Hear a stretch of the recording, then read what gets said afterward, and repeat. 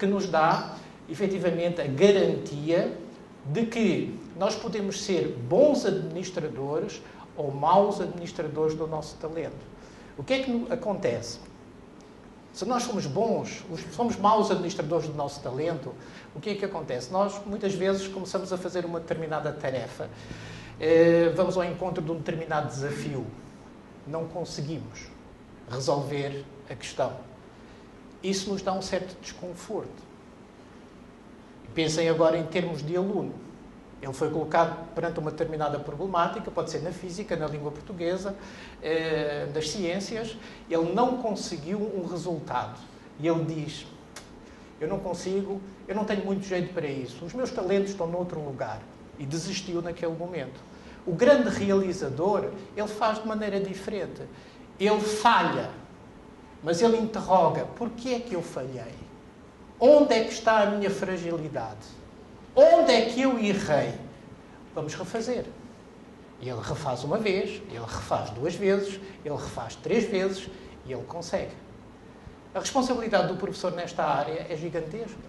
O Howard Gardner, vocês conhecem, que é um psicólogo, pai das inteligências múltiplas.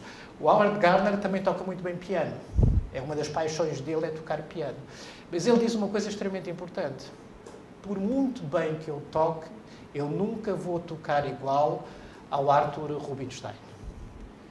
Ele sabe tocar, mas ele não tem aquilo que os americanos chamam de gift. Eles não têm o dom. E se nós pudermos, efetivamente, contribuir para descobrir os dons das crianças que nos foram confiadas e pudermos, então, olhar uma coisa fundamental. Não é a criança que está integrada no sistema. A criança em si é o sistema. E todo o figurino pedagógico, todo o figurino didático, ele se movimenta em torno desse universo único.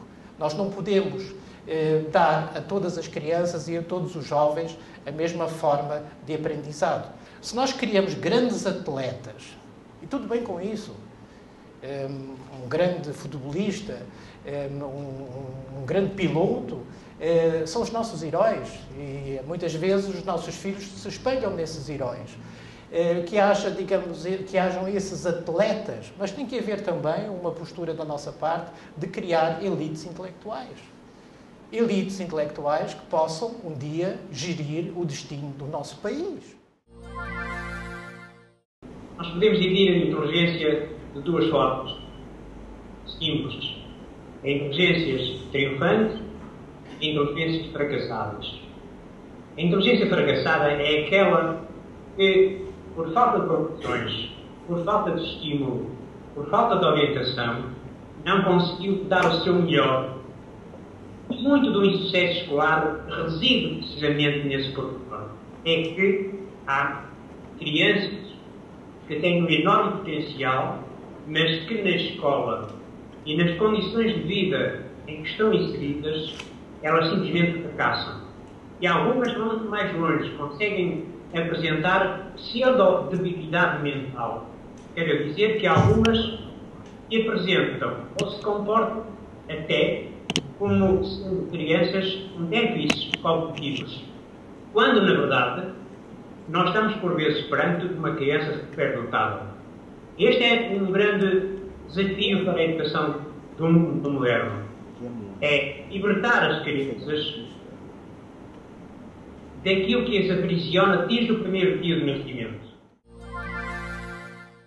Temos que centrar a educação no aluno.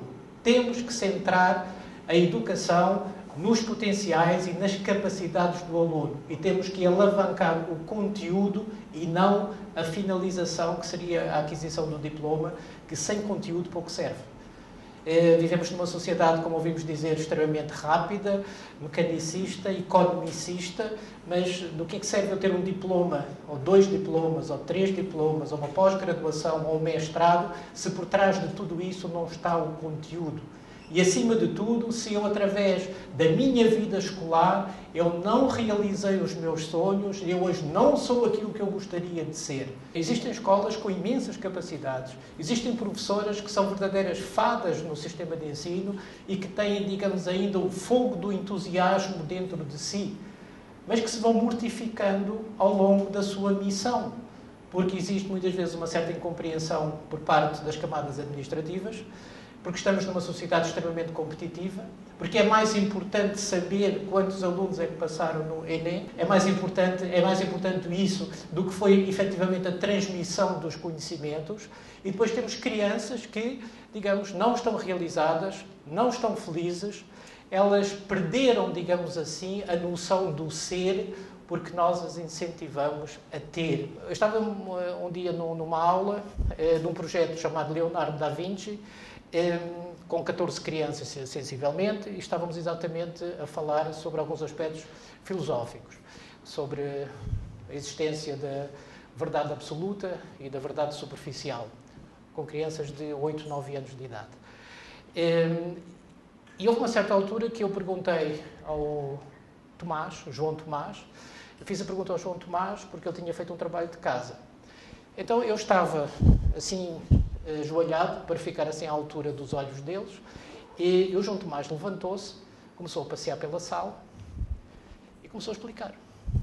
Eu tive a infeliz ideia de dizer assim ao João Tomás: "Oh, João Tomás, espera aí, não queres te sentar de novo e explicar o que tens para explicar lá no teu lugar?" Ele, na maior tranquilidade, virou-se para mim e disse: "Oh, professor, mas quando tu estás a explicar as coisas, também andas a passear pela sala." Eu podia ter ficado calado. Engoli em seco e disse: "João Tomás, tens razão, desculpa." Sentei-me no lugar dele e deixei o João Tomás continuar a aula. O João Tomás continuou a aula. A sala tinha alguns artifícios técnicos, um quadro interativo, no qual ele foi trabalhar, fez um diagrama, mostrou o seu conceito, a sua ideia, e depois, com aplausos, voltou para o seu lugar e foi maravilhoso. Eu poderia ter utilizado a minha autoridade de professor e dizer: "Não, senhor, sente-se."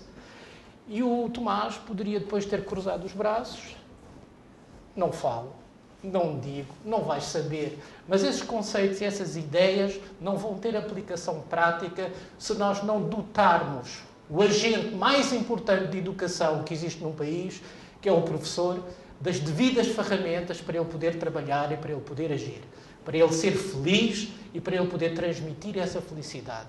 Porque nós transmitimos não só aquilo que nós sabemos, nós também transmitimos aquilo que nós somos. Eu costumava dizer para os meus alunos, bem pequeninos ainda, que no dia em que o Senhor Porquê morrer nas vossas vidas, isso vai ser um dia de luto. Não deixem de questionar, não deixem de perguntar, não deixem de interrogar. E muitas vezes nós fazemos exatamente o contrário dentro da sala de aula. Eu podia-vos agora fazer uma pergunta aos professores que aqui estão e aos papás também. O que é que motiva mais o nosso espírito de inquisição, o nosso espírito de pesquisa? Nós transmitirmos a arte da dúvida ou transmitirmos o fast food do conhecimento? Digam lá. A arte da dúvida. E o que é que nós fazemos dentro da sala de aula? Essas crianças também desenvolvem um certo desdém por adultos com menos capacidade. É natural. Eu sou tão pequenino, tu és tão grande, eu sei mais do que tu. Pedagogia da escuta. Que é muita coisa que talvez fosse bom para muitos professores, eu me incluo a mim também. Nós às vezes ouvimos os nossos alunos pouco demais. É preciso ouvi-los mais. Não podemos medir os nossos alunos através de um coeficiente de inteligência, de qual a sua capacidade de resiliência, por exemplo. É extremamente difícil, mas é fundamental.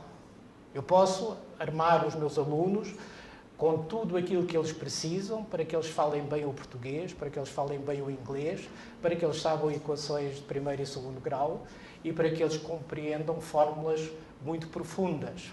Mas eu também tenho uma finalidade maior. Estamos a tratar com seres humanos que um dia mais tarde vão colocar na prática aquilo que aprenderam na teoria nas escolas. E se aprenderam isso de uma forma violenta ou violentadora, é óbvio que eles não podem jamais vir a aplicar na prática de uma forma beneficiadora aqueles que receberam ao longo do seu processo escolar. É preciso humanizá-los, é preciso humanizar o conhecimento. Hoje em dia já está mais ou menos claro, através da epigenética, que os genes só funcionam na interatividade. E agora reparem, meus amigos, nós também só funcionamos na interatividade. Temos que compreender isso. E dentro de uma sala de aula, os alunos também só funcionam na interatividade. E nós não o fazemos. Nós os separamos. Menino, olhe para a frente. Menino, não fale com o vizinho do lado. Um dia mais tarde, eles vão precisar de tudo isso porque eles vão trabalhar na sociedade e numa empresa, quem não colabora com o parceiro não vai longe. Já não pode medir o QI, o senso comum e o conhecimento informal. E reparem bem que o conhecimento informal está a assumir um papel cada vez mais preponderante na nossa sociedade. O conhecimento formal, o institucionalizado, eu tenho sempre a sensação que os meus filhos foram estatizados e que agora eles têm que se sujeitar a um determinado padrão de transmissão do conhecimento. E que alguém achou que aquele deveria ser o conhecimento que é transferido para o meu filho ou para o meu aluno. O senso comum e o conhecimento informal está a tomar uma amplitude tão grande. Vocês conhecem o Tratado de Bolonha, que, digamos assim, unificou e uniformizou um pouco, digamos, as plataformas académicas nos vários países da Europa que assinaram o Tratado de Bolonha. Isto a nível de ensino formal. Neste momento, já existem movimentos para acreditar também o chamado conhecimento informal. A educação global é uma situação que certamente nos preocupa. Nós estamos neste momento, como disse o Dr. Nelson Lima, no momento de grandes decisões. Por um lado, queremos saber como é que nós vamos preparar os nossos filhos para este mundo que espera por nós e como é que nós os enquadramos numa educação global sem que eles percam o seu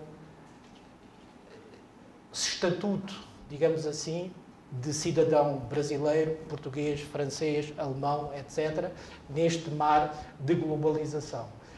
E podermos também encontrar todo o nosso sistema destas vertentes da educação para o desenvolvimento, da educação para os direitos humanos, a educação para a sustentabilidade, a educação para a paz, a prevenção de conflitos e a educação intercultural, que são, digamos assim, as dimensões globais da educação para a cidadania. Muito obrigado.